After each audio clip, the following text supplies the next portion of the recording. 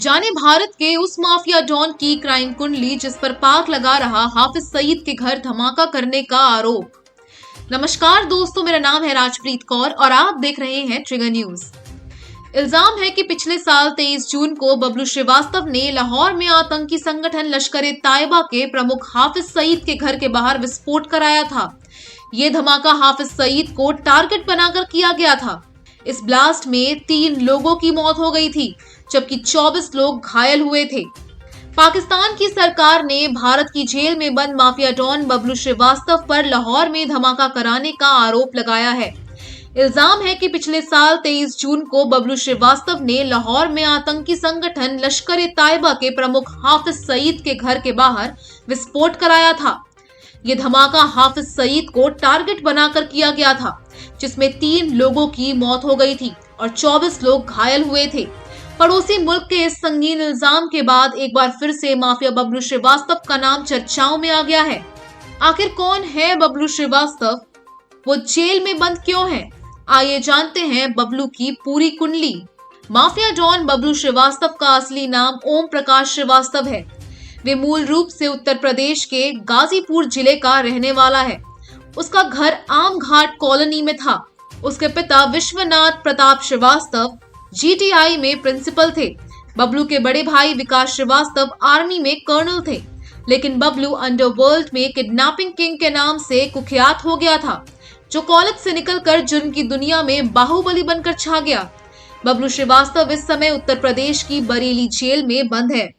ओम प्रकाश श्रीवास्तव उर्फ बबलू ने एक बार पेशी के दौरान खुद मीडिया के सामने खुलासा किया था कि वे अपने भाई की तरह सेना में अफसर बनना चाहता था या फिर उसे IAS अधिकारी बनने की ललक थी, लेकिन उसकी जिंदगी को कॉलेज की एक छोटी सी घटना ने पूरी तरह बदल दिया। वे कुछ और ही बन गया। बबलू श्रीवास्तव की जिंदगी में सब कुछ ठीक चल रहा था।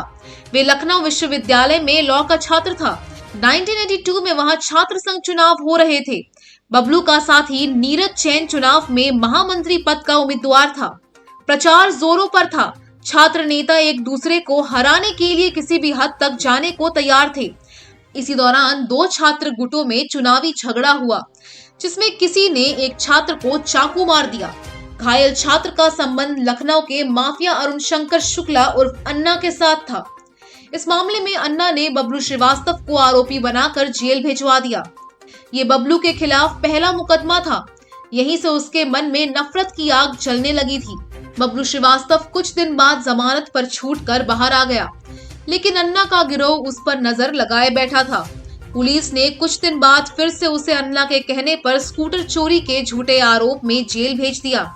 इस घटना से नाराज घर वालों ने उसकी जमानत भी नहीं कराई। इसके बाद बबलू को 2 हफ्ते जेल में रहना पड़ा। उसके बाद वाहन चोरी की वारदातों में बबलू का नाम आ गया। इस बात से परेशान होकर बबलू ने अपना घर छोड़ दिया। उसने एक हॉस्टल में रहने के लिए कमरा ले लिया। इसी दौरान वहां अन्ना के विरोधी माफिया राम गोपाल मिश्रा के संपर्क में आ गया और उसके लिए काम करने लगा। यही वो वक्त था जब बबलू ने अपराध की दुनिया में जाने के बाद पीछे मुड़कर नहीं देखा। लॉ की शिक्षा हासिल करने वाले बबलू उत्तर प्रदेश, बिहार और महाराष्ट्र तक अपनी पकड़ बना चुका है। उसने अंडरवर्ल्ड की दुनिया में अपहरण को तरजीह दी। इस धंधे में उसने कई लोगों को मौत दे दी थी। उसके नाम पुलिस ने अपहरण के कई मामले दर्ज किए थे। उसने फिरौती के लिए कई लोगों का अपहरण किया, फिरौती वसूली, अपहरण की धमकी देकर भी कई बड़े लोगों के पैसे वसूल किए। अपहरण की दुनिया में उसके नाम का सिक्का चलने लगा था। छोटे गैंग अपहरण करके पकड़ उसे लाकर सौंप देते थे और फिर वे सौदेबाजी करके फिरौती की रकम वसूला करता था। पुलिस उसके कारनामों से परेशान थी। जुर्म की दुनिया में लोग उसे किडनैपिंग किंग कहने लगे थे। बबलू श्रीवास्तव ने कॉलेज से लॉ की पढ़ाई तो पूरी की, लेकिन साथ ही वे अपराध की दुनिया में भी बहुत आगे बढ़ चुका था। 1984 से शुरू हुआ उसका आपराधिक ग्राफ तेजी से बढ़ता जा रहा था। उसके खिलाफ उत्तर प्रदेश समेत कई राज्यों में अपहरण, फिरौती, अवैध वसूली और हत्या जैसे संगीन मामले दर्ज होते गए। 1989 में वे पुलिस से बचने के लिए चंद्रा स्वामी से मिला, लेकिन उसके साथ बबलू की ज्यादा नहीं बनी।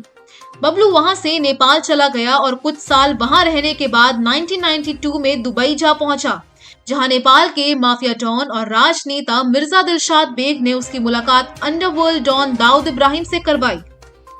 सिर पर दाऊद का हाथ आ जाने से बबलू श्रीवास्तव की ताकत बढ़ती जा रही थी। उसकी पहचान भारत से बाहर भी होने लगी थी। अब वे तस्करी के मामलों में हाथ आजमा रहा था, लेकिन 1993 में अचानक मुंबई एक साथ कई धमाकों से दहल गई। इन धमाकों के पीछे डॉन दाऊद इब्राहिम का नाम आने लगा। इसी दौरान छोटा राजन और बबलू श्रीवास्तव समेत कई लोगों ने डी कंपनी को अलविदा कह दिया। कभी दाऊद के लिए जान देने का वादा रखने वाले छोटा राजन और बबलू श्रीवास्तव अब उसके दुश्मन बन गए थे। यूं तो अपने आपराधिक जीवन में बबलू श्रीवास्तव ने कई ऐसी घटनाओं को अंजाम दिया था जो किसी फिल्म की कहानी से कम नहीं लगती, लेकिन पुणे में additional police commissioner LG Arora की हत्या के मामले में बबलू का नाम सुर्खियों में आ गया था। आरोप था कि बबलू और उसके साथी मंगे और सोनी ने सरेआम एडिशनल कमिश्नर अरोड़ा को गोलियों से भून दिया था। इस मामले की सुनवाई करते हुए बबलू और उसके साथियों को अदालत ने दोषी माना और तीनों को उम्र कैद की सजा सुनाई थी। कई साल से जेल में बंद बबलू श्रीवास्तव ने अधूरा ख्वाब नाम से एक किताब लिखी, जिसमें उसने अपनी जिंदगी की कई घटनाओं का जिक्र किया है। उसमें वे वारदात भी शामिल है जिनकी वजह से वे किडनैपिंग किंग कहलाने लगा था। उसने किताब में अंडरवर्ल्ड डॉन दाऊद इब्राहिम से मुलाकात और उसके साथ काम करने का जिक्र भी किया है। साथ ही बबलू ने दाऊद से दुश्मनी और गैंग वॉर को भी किताब में जगह दी है। इस किताब पर आधारित एक फिल्म बनाए जाने की तैयारी थी, जिसमें अभिनेता अरशद वारसी को बबलू का किरदार निभाना था। 1995 में mafia don Bablu Srivastava Mauritius में पकड़ा गया था। उसके बाद उसे भारत लाया गया, जहां उसके खिलाफ करीब 60 मामले चल रहे थे, जिसमें से अब केवल 4 लंबित हैं। कई मामलों में उसे सजा सुनाई जा चुकी है। इस दौरान कई बार ऐसे मामलों का खुलासा हुआ जिसमें बबलू की जान लेने की साजिश रची गई। इन सभी मामलों के पीछे अक्सर डी कंपनी का नाम आया। एक बार पुलिस ने खुलासा किया था कि बबलू की हत्या के लिए बड़ी सुपारी दी गई थी, लेकिन वे बच गया। फिलहाल वे बरेली की सेंट्रल जेल में बंद है। उसे कड़ी सुरक्षा के बीच रखा गया है। पेशी के लिए बाहर जाने के वक्त उसे बुलेट प्रूफ जैकेट और हेलमेट पहनाकर ले जाया जाता है। अब बबलू श्रीवास्तव जेल में ही खुद को सुरक्षित मानता है। कानूनी जानकारों का मानना है कि उसे पैरोल पर रिहाई मिल सकती है, मगर बबलू ने कभी कोर्ट में पैरोल के लिए पैरवी नहीं की। राजनीति में बबलू की ज्यादा दिलचस्पी नहीं है। अगर वे जेल से छूट जाता है तो उसका इरादा फिल्में बनाने का था। तो आपकी इस पर क्या राय है, हमें बताएं हमारे कमेंट सेक्शन में और हमारे चैनल ट्रिगर न्यूज को सब्सक्राइब करना ना भूलें।